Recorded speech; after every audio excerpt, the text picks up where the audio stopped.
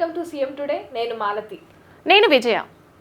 అయితే వైసీపీలో అక్రమాలు జరిగాయంటూ కూటమి ప్రభుత్వంలోకి వచ్చాక ఇప్పుడు వైసీపీ నేతలైన విడుదల రజని చాలా అక్రమాలు చేసిందంటూ ఆరోపణలు వస్తున్నాయి. మనం సోషల్ మీడియాలో చూస్తున్నాం దీనికి సంబంధించి.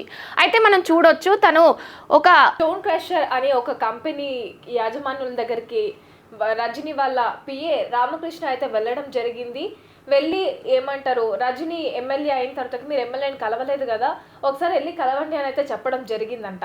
అట్లా చెప్పడం జరిగిన తర్వాతకి వాళ్ళు ఆ యజమానులు ఎవరైతే స్టోన్ క్రషర్స్ ఎవరైతే ఉన్నారో యజమానులు వాళ్ళు ఎమ్మెల్యే దగ్గరికి వెళ్ళిన తర్వాతకి ఇట్లా ఎమ్మెల్యేకి మీరు 5 కోట్లు ఇవ్వాలి అని అంటే, ఎందుకు ఇవ్వాలి మేము అని చెప్పేసి అంటే, మేము అన్ని లీగల్గానే ఉన్నాయి, మా ప్రొసీజర్స్ మొత్తం లీగల్గానే వెళ్తున్నాం, మా దగ్గర ఏం ఫ్రాడ్ లేనప్పుడు మేము ఎందుకు ఎమ్మెల్యేకి 5 కోట్లు మేము ఎందుకు ఇవ్వాలి అని చెప్పేసి అనడం అయితే జరిగిందంట.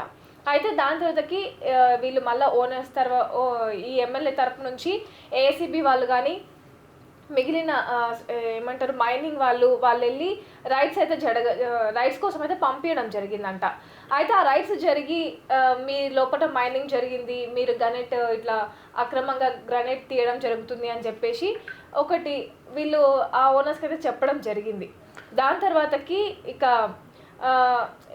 మీరు ఈ అక్రమాలన్నీ జరుగుతున్నాయి, అక్రమంగా గ్రానైట్ తీయడం కానీ ఇంకొకటి మైనింగ్ చేయడం కానీ జరుగుతుంది అని ఒక రిపోర్ట్ అయితే వాళ్ళు నివేదిక వీళ్ళకి ఓనర్స్కి ఇవ్వడం జరిగింది. దానికోసం ఫైన్ మీకు 50 కోట్ల ఫైన్ అయితే పడుతుంది అని చెప్తే, 50 కోట్ల ఫైన్ అని ఇక్కడ అంటున్నారు, ఒక దిక్కు ఎమ్మెల్యేనేమో 5 కోట్లని అంటున్నారు.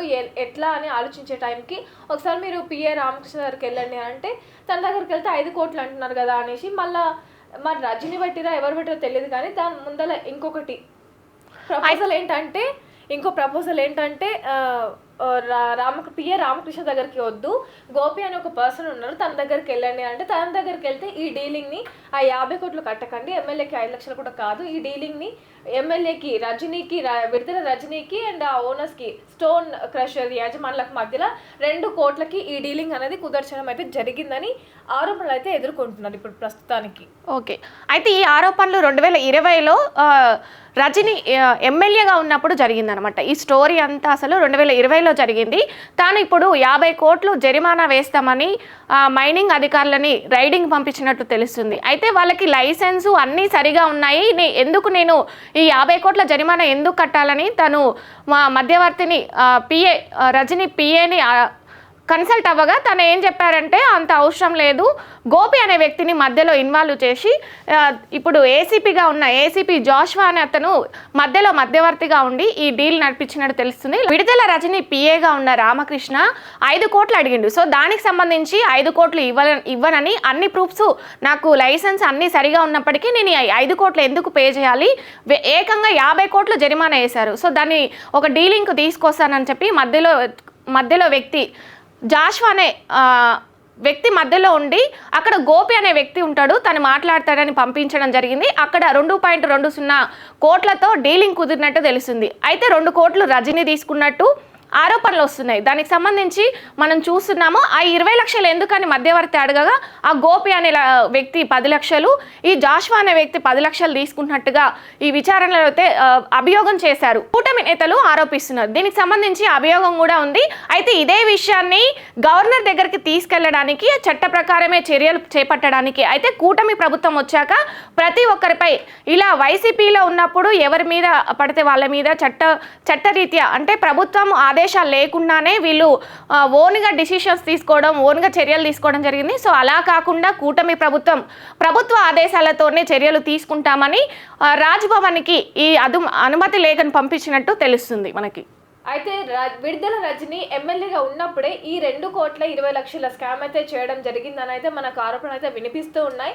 ఇక దాని తర్వాత హెల్త్ మినిస్టర్ అయిన తర్వాత ఇంకా ఇంకెన్ని ఆరోపణలు ఉన్నాయి, ఇంకెన్ని స్కామ్లు జరిగాయి, ఇంకెన్ని అక్రమాలు జరిగాయి అనేది విచారించడం అయితే జరుగుతుంది ఫ్యూచర్లో. సో ఆ విచారణకి గవర్నర్ అనుమతి కోసం అని చెప్పేసి అండర్ సెక్షన్ 17A కింద గవర్నర్కి అయితే లేఖ రాయడం జరిగింది. సో గవర్నర్ నుంచి ఒకసారి పర్మిషన్ వచ్చిన తర్వాతకి నెక్స్ట్ విచారణ అనేది కంటిన్యూ అవుతుందని అంటున్నారు.